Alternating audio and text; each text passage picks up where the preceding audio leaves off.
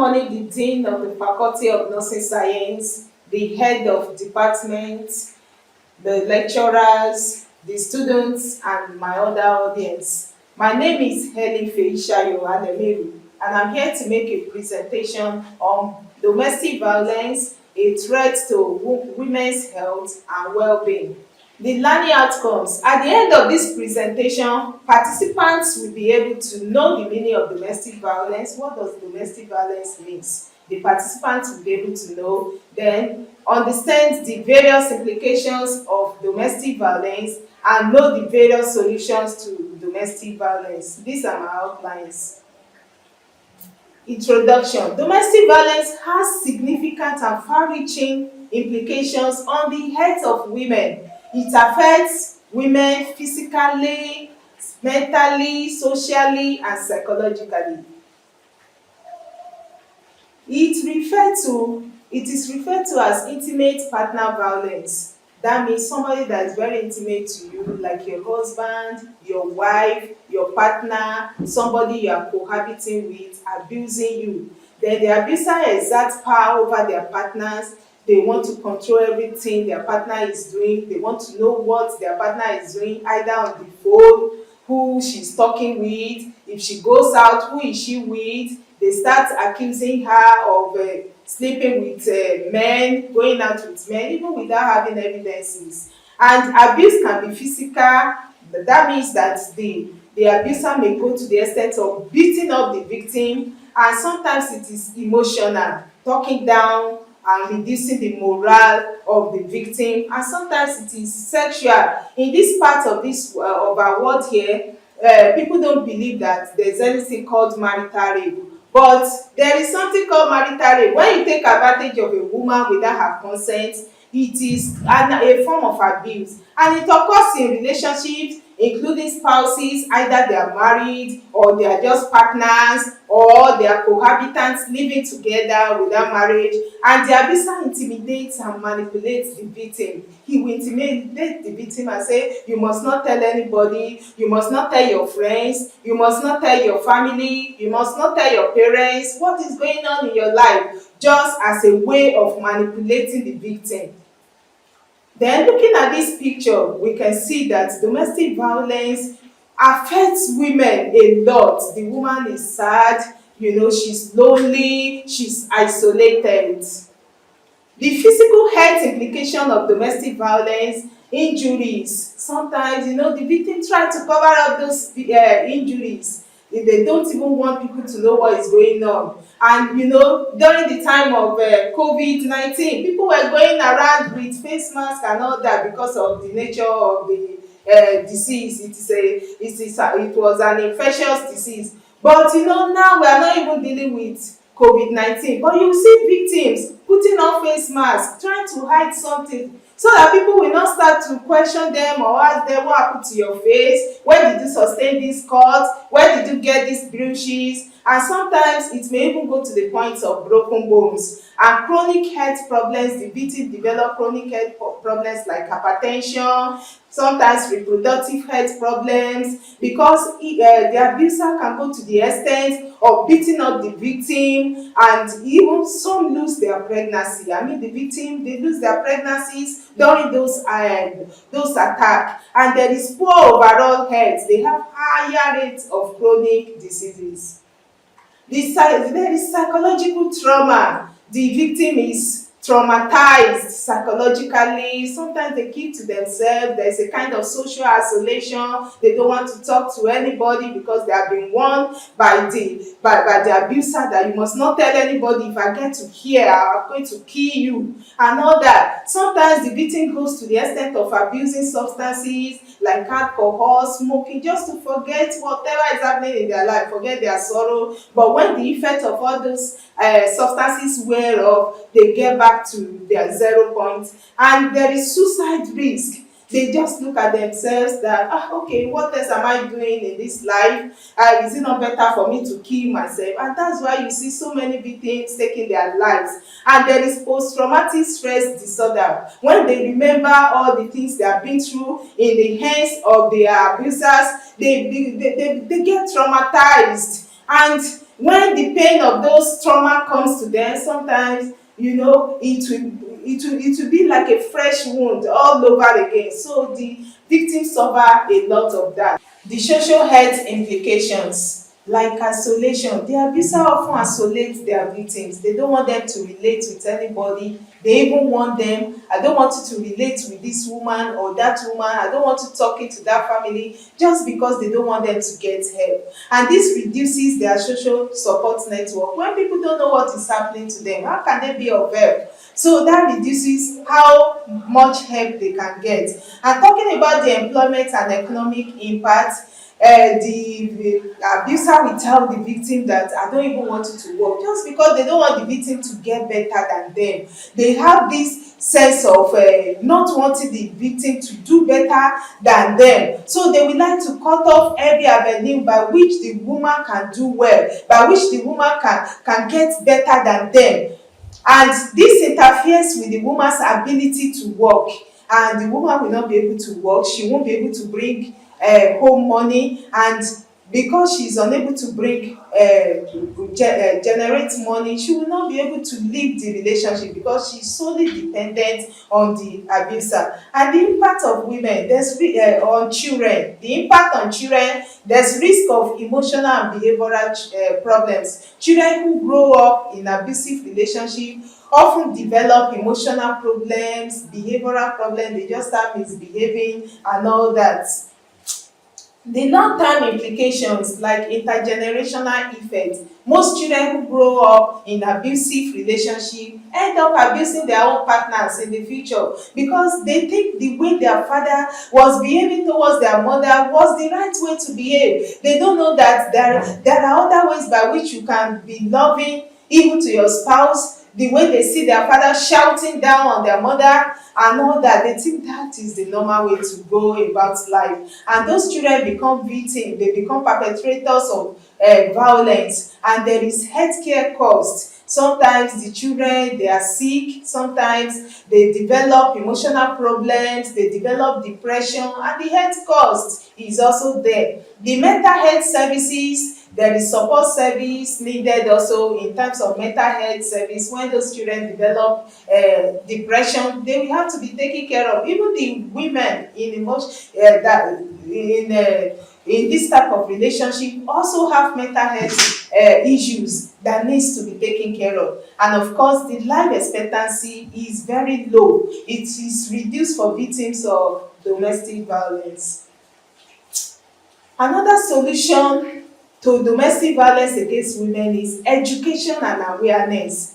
The public must be aware that there is something called domestic violence, because so many people don't even know. They believe that the man should exert authority over the woman, and there is this issue of alpha male that is going around. They feel that the man is the one that has the say, the woman doesn't have a say. The man can do anything, he can go anywhere, he can have concubine and all that the woman does not have a say. The man can go around doing whatever he likes. And the public must be educated, the community must be educated. They must get to know that there is something called domestic violence, and there must be implementation of social programs about healthy relationship. Our girl child must be taught about healthy relationship. They must be made to know when a man is treating you well and when he's not treating you well and all that. And also we must let our girl child know that there is no harm in coming home from an abusive relationship rather than coming home in a coffin. They can come home and we should accept them. It is not a do or die affair that once you get married to somebody you must die there. We must carry them along and let them know. Another solution to domestic violence against women is legal framework. There must be law and policy that protects women. Every woman must know that when a man abuses me, there are laws that will protect me against such abuse. And there must be laws that hold perpetrators accountable. Even the abuser must know that, okay, when I abuse women, I can't just go away like that. I can't go away, I can't get away with it like that. When you slap a woman, when you beat up a woman, when you injure a woman, there must be punishment There must be law backing up the type of punishments that are applicable to such offences in the society, and there must be enforcement of restraining orders when a woman decides to leave an abusive relationship, and a restraining order must be put in place to know that okay, this, because most abusers, even after the woman has left, they will still go after her and they are abusing her, talking down on her to reduce her morale. So there must be enforcement of restraining orders to let them know that when you come near this woman, that these are the type of punishments that is applicable. Another solution to domestic violence against women is support services. There must be support services put in place like shelter, counseling. The women must be counseled. Then there must be hotline that women can call whenever they need help, financial support, medical support, psychological support. When they come to us in the hospital, we must not look down on them. We must not see them start gossiping about them, that do you know that that woman, that my client that came the other time, the husband is beating her and all that. We must not do that. We must not stigmatize them in the society. And of course, there must be community involvement. The community must be involved. There must be community-based initiative that should be carried out to prevent domestic violence. There must be support group for victims. They must know that, okay, when such things are happening in my life, there are some set of people that will support me, that will come through for me, that will bring help for me, that will make help readily available for me. And of course, there must be collaboration with local organizations. There are so many organizations that are doing well for themselves when it comes to the issue of domestic violence against women. We must support them, and we must collaborate with faith-based groups like that of Mama Funke Adejumo here in Akure. And she has a faith-based group for women going through domestic violence. We must support people like that in our society to put an end to this monster.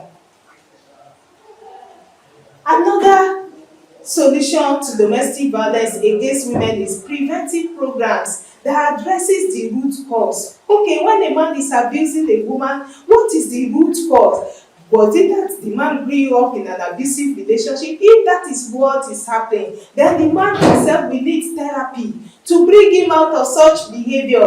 There must be rehabilitation program for perpetrators. We must not just leave them with their animalistic behavior. There must be programs that should be put in place to rehabilitate all these perpetrators, all these abusers. They must be rehabilitated.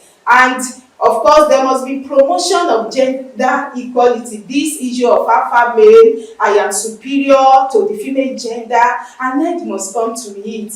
And we must create awareness to put an end to this. And we must address societal norms that promote violence. There are some societal norms that promote violence. The man can do as he wishes. The man can cheat and go away with it. But the woman is expected to be submissive. You don't have a say in the family. The man can shut you down. The man can say, shut up. Am I asking you questions? Did I ask you to contribute and all that? We must put an end to that in the society. And there must be research and data collection. We must look at the scope and the impact of domestic violence. What are the scope? What are the impacts? What has this monster caused in our society? We must look at that. And we must use those data to inform policy. There must be policy formulation to put an end to domestic violence against women. And we must monitor and evaluate our intervention. Okay, the interventions we've been able to put into place, are they working out? How much have you been able to reduce the incidence of domestic violence against women? We must wake up to do something about this monster in our society. It is high time we wake up and do something about it.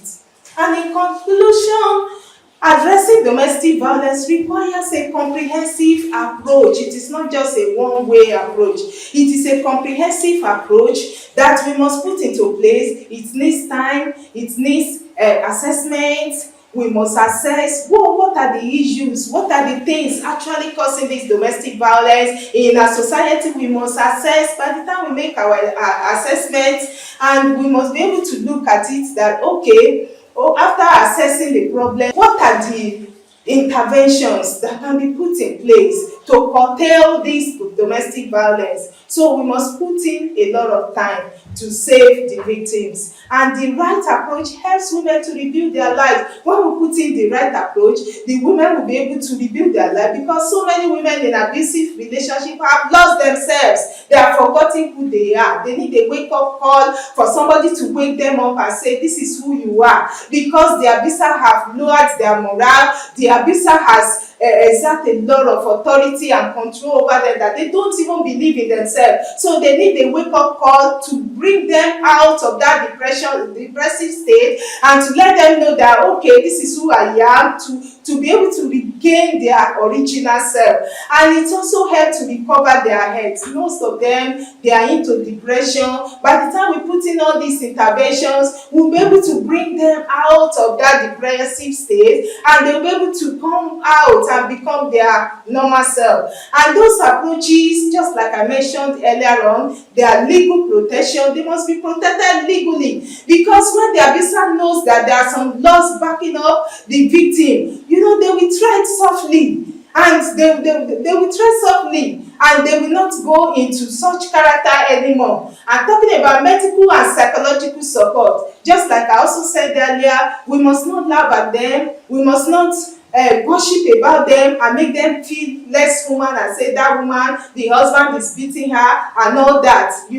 All those things end up complicating issues. We must rally around them and bring them out of that problem. And of course, the social services must be put into place. All hands must be on deck to save victims of domestic violence. We must say no to domestic violence against women, and the right time to do that is now. Thank you for listening. These are my references.